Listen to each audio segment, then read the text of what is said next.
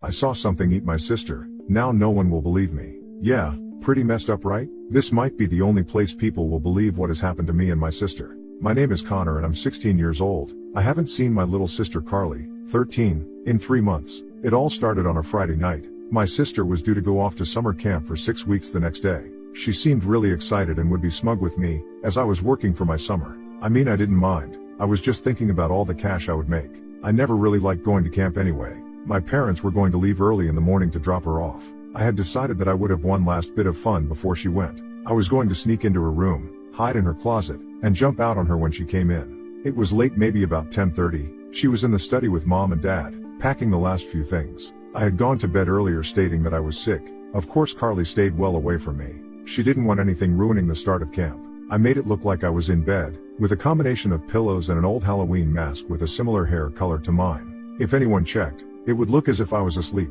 I crept across the hall over to my sister's room. I left the room in darkness as I placed myself into her closet and shut the door. A smile brandished across my face as I thought how brilliant this would be.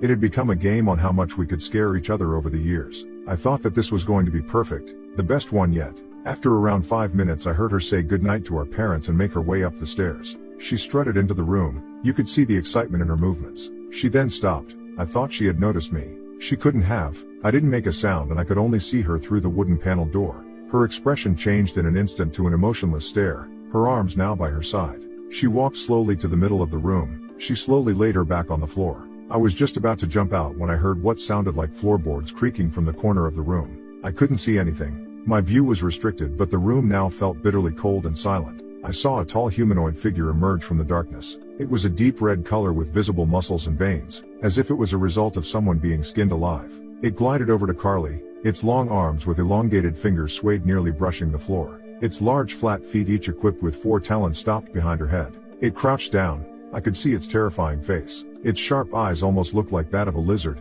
Its nose was nothing more than a small mound with 2 large holes. Carly was frozen solid as it opened its mouth, exposing what looked like hundreds of razor-sharp teeth. I was in shock, covering my mouth with my hand, trying to mask my now irregular breathing. My heart pounding against my chest. It felt so loud I was sure it would hear. Its jaw seemed to dislocate itself like that of a snake as it smothered its mouth over my sweet sister's head. I should have done something, should have attacked it, but my body was stiff. I couldn't move even if I wanted to, with my back pressed against the icy wall. This thing was now up to the top of her torso. I closed my eyes as tears ran down my face. This was the last thing I remember. I must have blacked out or something. I woke the next morning, a crumpled mess at the bottom of the closet. My eyes stuck together with the tears of last night. I slowly opened the closet door as I was shrouded in sunlight. The room was empty, only a few clumps of my sister's hair where she was laying remained. I went into my room, my decoy still in the same position as where I had placed it in my bed. I wearily walked downstairs, calling out for my mom and dad. I was answered only by my own echo.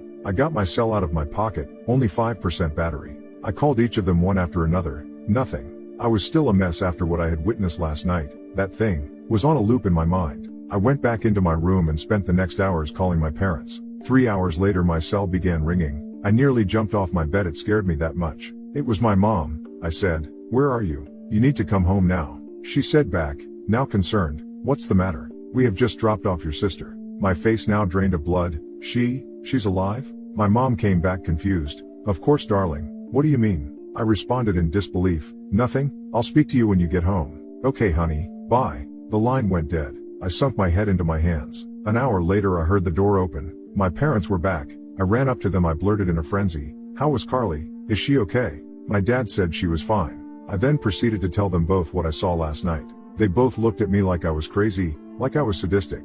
I tried so hard to tell them it wasn't my imagination. I showed them the decoy, the hair on the floor, the closet I was in. My pleas only met by anger and the words, "Don't make such horrible things up, boy," by my dad. I was getting barely a couple of hours sleep in the weeks after. The job at my uncle's store, my only escape from the flashbacks of that night.